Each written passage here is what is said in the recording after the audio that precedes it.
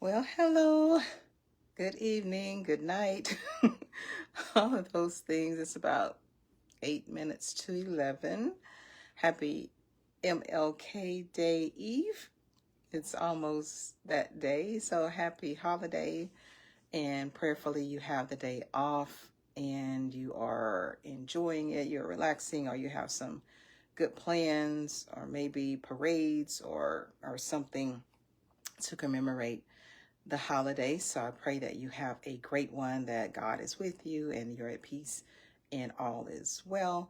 And meant to be on here earlier, but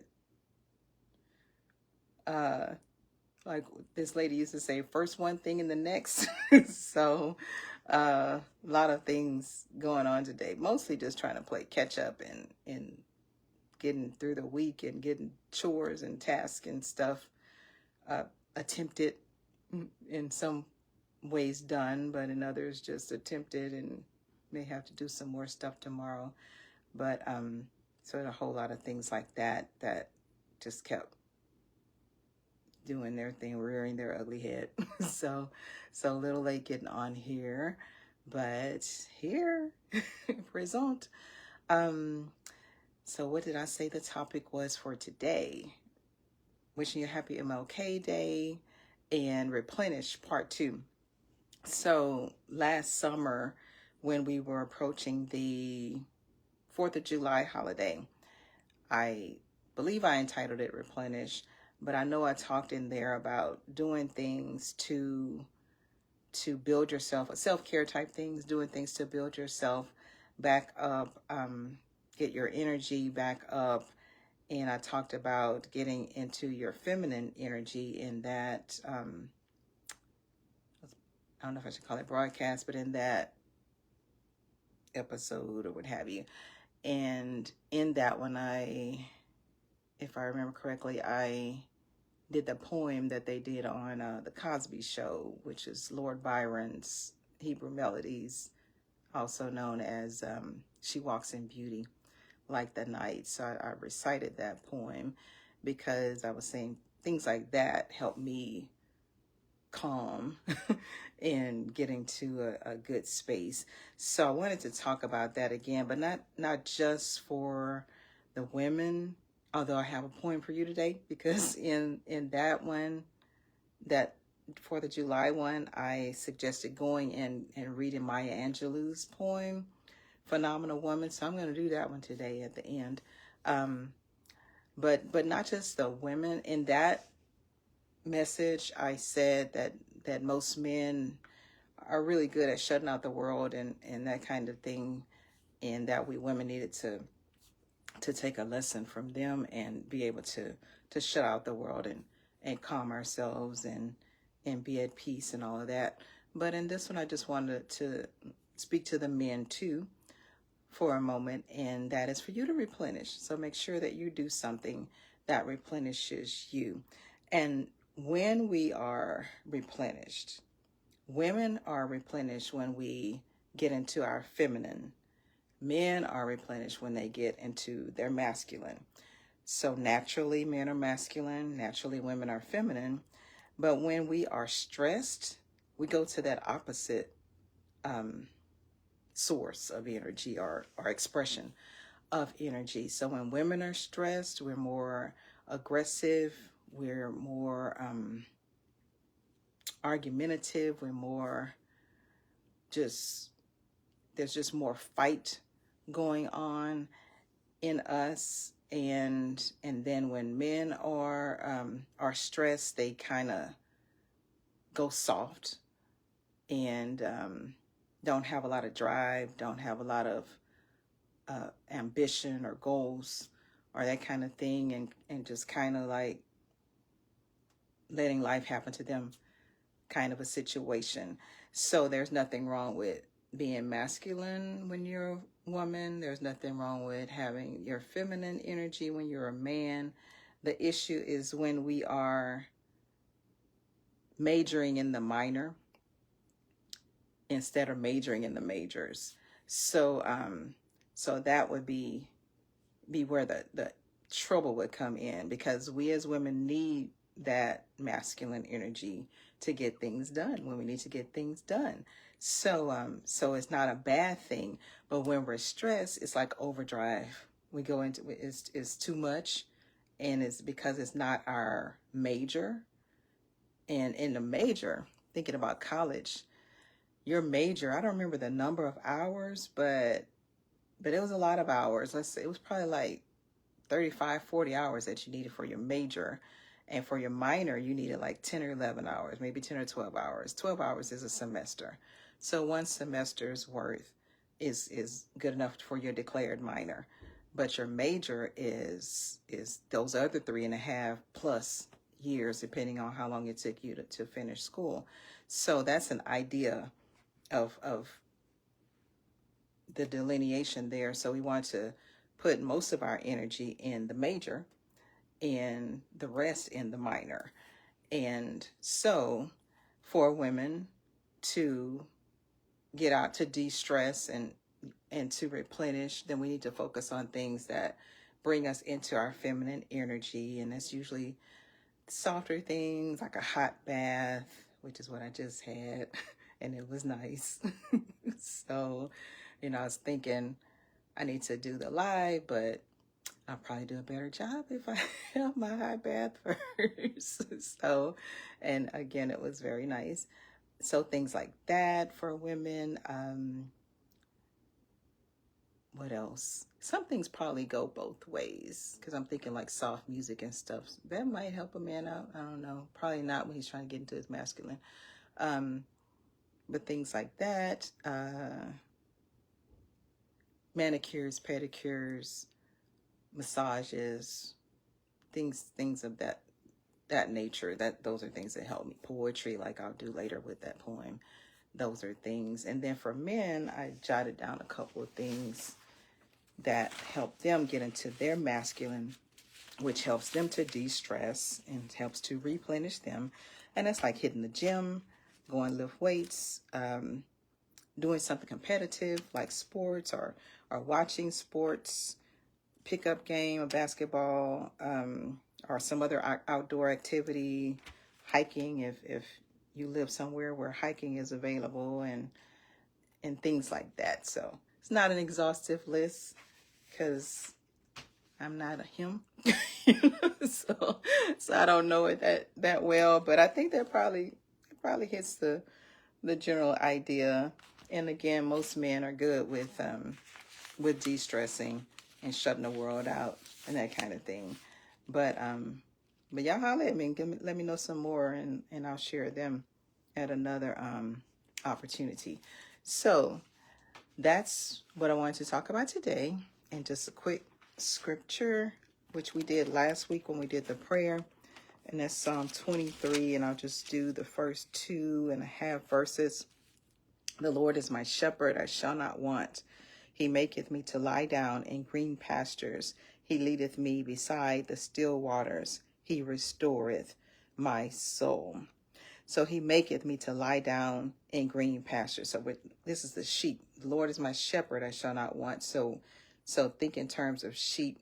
Think in terms of the shepherd. He maketh me to lie down. They don't want to lie down. The sheep don't want to lie down, but he makes them lie down in green pastures. And green pastures, and if I'm not mistaken, that's where they would get their nourishment from these green pastures. Let's see, there's a reference in the margin here. Let me see what that says, if that lends anything to it. Yeah, pastures of tender grass. So he makes them lie down in green pastures. So he makes sure they're nourished and they're in the perfect atmosphere for them. Majoring in the majors, not majoring in the minors. And what was the one I wanted to get to? He leadeth me beside the still waters. And the reference says waters of quietness. And with the sheep, they had the is it called hair for sheep? The wool, what the sheep are made of, their fur, if you will. None of those are probably the right term, but I guess maybe wool.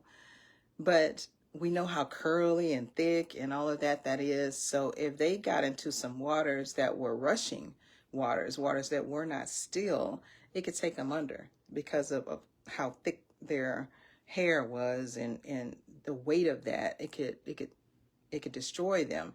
But he leads them beside the still waters. The shepherd knows where the right water is for them to get their replenishment, and they go to the still waters and they drink, and consequently they're not taken under because they can handle it. It's the water that is most conducive to what they need.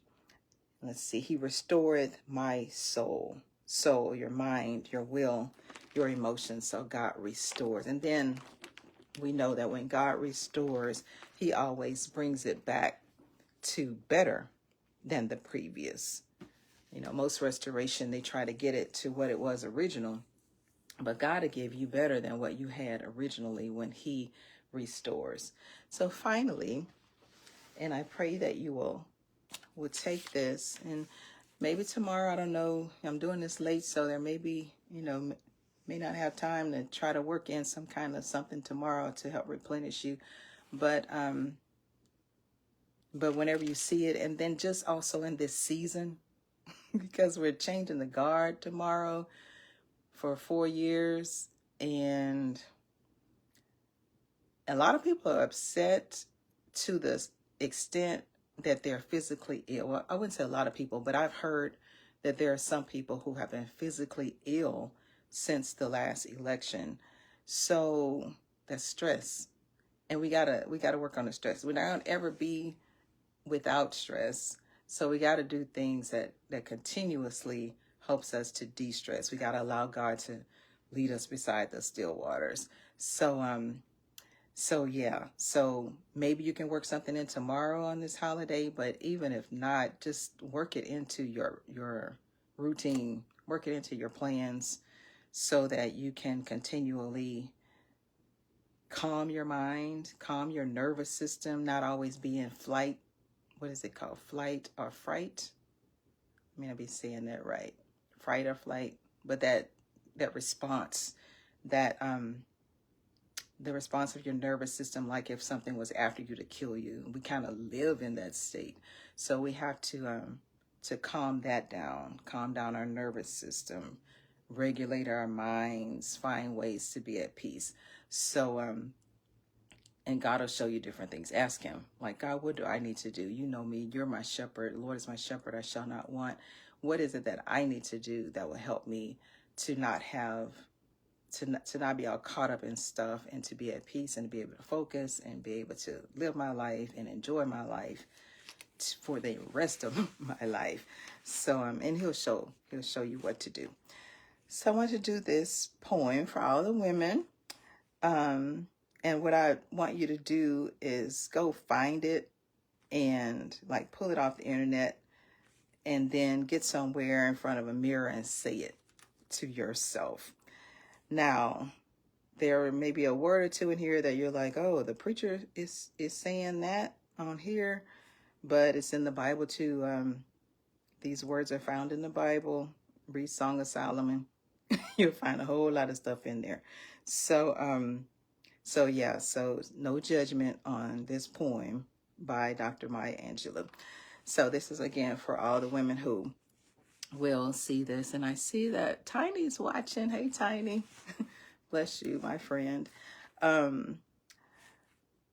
Phenomenal woman. Pretty women wonder where my secret lies. I'm not cute or built to suit a fashion model size.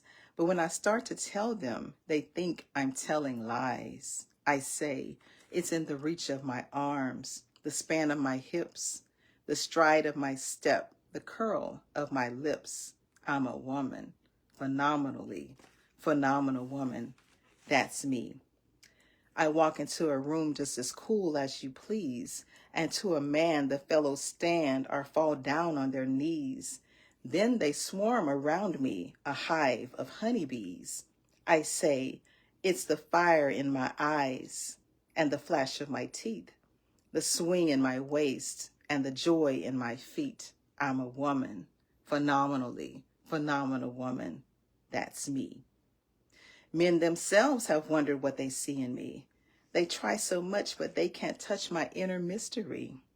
When I try to show them, they say they still can't see. I say, it's in the arch of my back, the sun of my smile, the ride of my breast, the grace of my style. I'm a woman, phenomenally, phenomenal woman. That's me. Now you understand just why my head's not bowed. I don't shout or jump about or have to talk real loud.